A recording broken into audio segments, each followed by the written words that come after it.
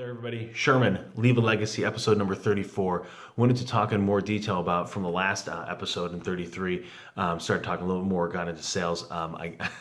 Again, these are unedited. I'm just coming at you raw. So whatever topics, wherever this crazy brain decides to go, that's where I'm going to run to. So I want to talk a little more about professional role play because I think that's something that's very underutilized as a skill set professionally.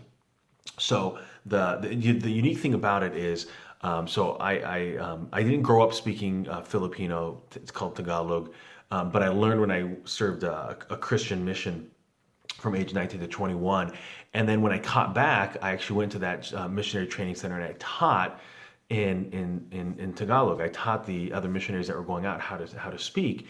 And so the thing that came up there is the only way that you learn a language is actually by saying things.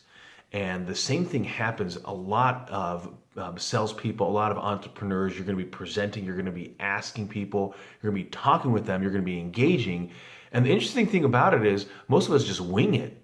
They don't take the time to be able to walk through that conversation, and it's a huge deal. It's a big close. They need that revenue, they need that sale, but yet they go there and they wing it. It'd be like the same equivalent of an Olympic athlete going to the Olympics and saying, "Yeah, well, I didn't really train too hard, and I'm just gonna go for a swim, or I'm just gonna go for a run here." Yeah, they're invariably going to fail.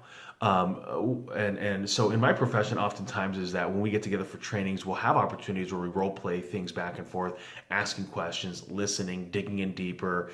And for me, it's just the honing and the honing down to that skill set, because it's a heck of a lot. And it's going to be extremely more valuable and concise to someone if you can say it in 5 words instead of 10, right? So stop being so talkative and ask a better question. I find a lot of times when people ask questions, they'll ask it, but then they'll start putting a bunch of clarifiers behind it. So for example, they'll say, "Hey, so from a business standpoint, what keeps you guys up at night? Like, are you more concerned with profits or revenues, or are you concerned with your employees and retention? Are you concerned about the Department of Labor's change on overtime?" And all of a sudden now they've taken that great open-ended question of what keeps you up at night, and now they put all these fillers in it, and then they've basically jacked up the question to the point that what they're trying to do is they're trying to show that they're intelligent, that they know what's going on in the marketplace of business owners.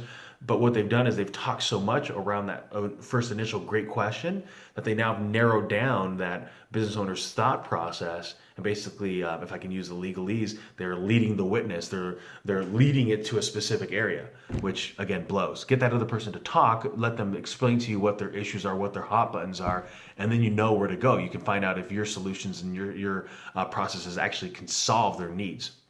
And so when it comes to a professional role play, for me, I'll videotape myself.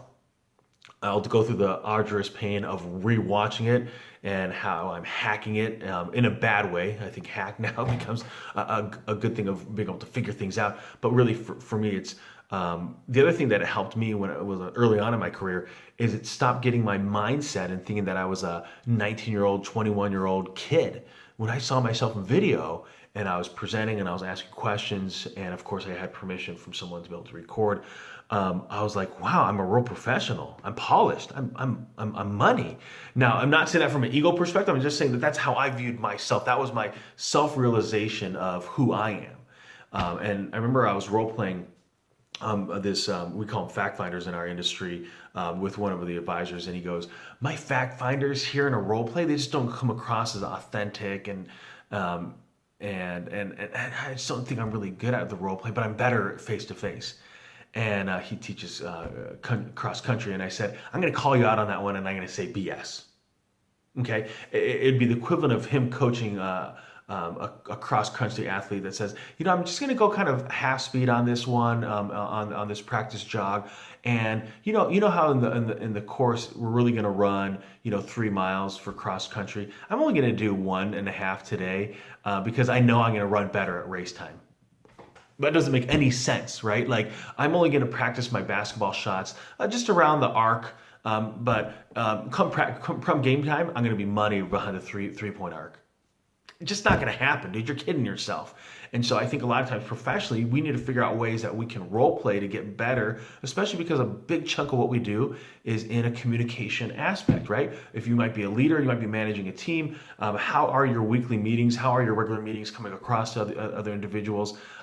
If you're in sales, especially if you're in sales or you're an entrepreneur and you're pitching your company, when was the last time you actually saw yourself give that presentation? I'll be honest, a lot of you salespeople kind of suck out there because you never practice it. You think you're good because you're getting some good results, but maybe really it is that whatever you're selling is pretty good. So take the time, videotape yourself, have the balls to be able to get the bad feedback from somebody else saying, hey, you know what? You kind of sucked. Role play, get it done. So question out there to the community, how do you role play in your profession? Have a great day.